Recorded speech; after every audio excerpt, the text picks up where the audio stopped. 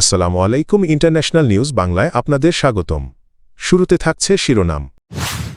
ইউক্রেনে রুশ হামলা, প্রতিবেশী দেশে বন্ধ 2 বিমানবন্দর। যুদ্ধকালীন পরিস্থিতিতে নেতানিয়াহু একজন দারুণ প্রধানমন্ত্রী, বললেন ট্রাম্প। জাপানের অর্থনৈতিক অঞ্চলে চীনা জাহাজ আটক। কোন কোন দেশে একই পরিবারে সদস্যরা রাষ্ট্রের নেতৃত্ব দিয়েছেন? মোদিকে নিয়ে ট্রাম্পের করা পুরনো মন্তব্য নতুন করে সমালোচনায়।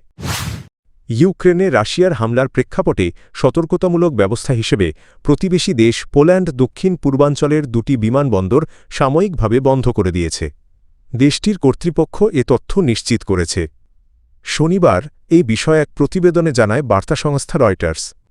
পোল্যান্ডের এয়ার ন্যাভিগেশন সার্ভিসেস এজেন্সি সামাজিক যোগাযোগ মাধ্যম এক্সে এক পোস্টে জানায়, সামরিক বিমান চলাচল নির্বিঘ্ন রাখতে রজেশোভ বিমানবন্দর ও লুবলিন বিমানবন্দর সাময়িকভাবে বেসামরিক ফ্লাইট অপারেশন বন্ধ রাখা হয়েছে।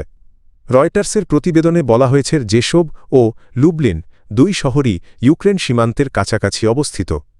এর মধ্যে রজেশোভ বিমানবন্দরটি দীর্ঘদিন ধরে ইউক্রেনে অস্ত্র সরবরাহের ক্ষেত্রে ন্যাটোর একটি গুরুত্বপূর্ণ লজিস্টিক কেন্দ্র হিসেবে ব্যবহৃত হয়ে আসছে।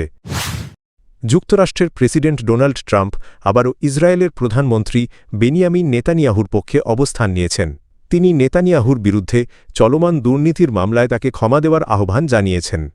হোয়াইট হাউসে এক অনুষ্ঠানে দেওয়া বক্তব্যে ট্রাম্প বলেন, যুদ্ধকালীন পরিস্থিতিতে নেতানিয়াহু একজনও দারুণ প্রধানমন্ত্রী হিসেবে দায়িত্ব পালন করেছেন।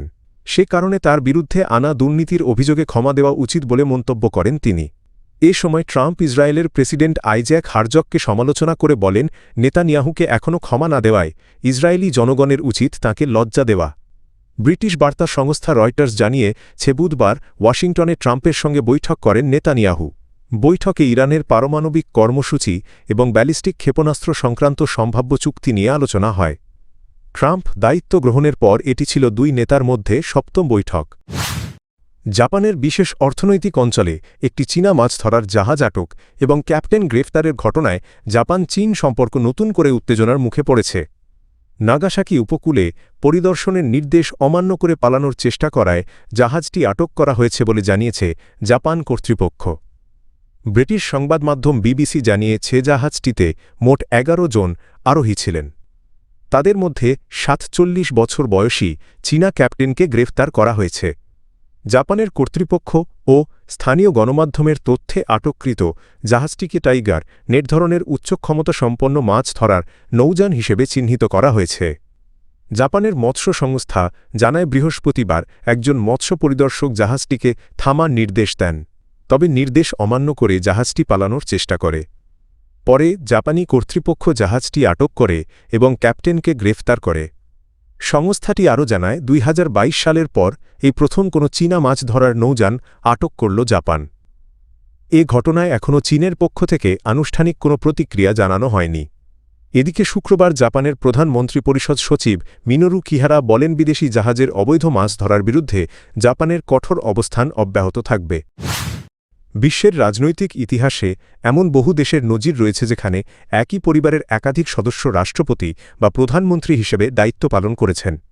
বিশ্বের সবচেয়ে বড় গণতান্ত্রিক দেশ ভারতে নেহেরু গান্ধী পরিবার থেকে 3 প্রজন্মে 3 জন প্রধানমন্ত্রী হয়েছেন। জওহরলাল নেহেরু ছিলেন ভারতের প্রথম প্রধানমন্ত্রী। তাঁর কন্যা ইন্দিরা গান্ধী হন দেশের প্রথম নারী প্রধানমন্ত্রী। পরে তাঁর পুত্র রাজীব গান্ধীও প্রধানমন্ত্রী হিসেবে দায়িত্ব পালন করেন।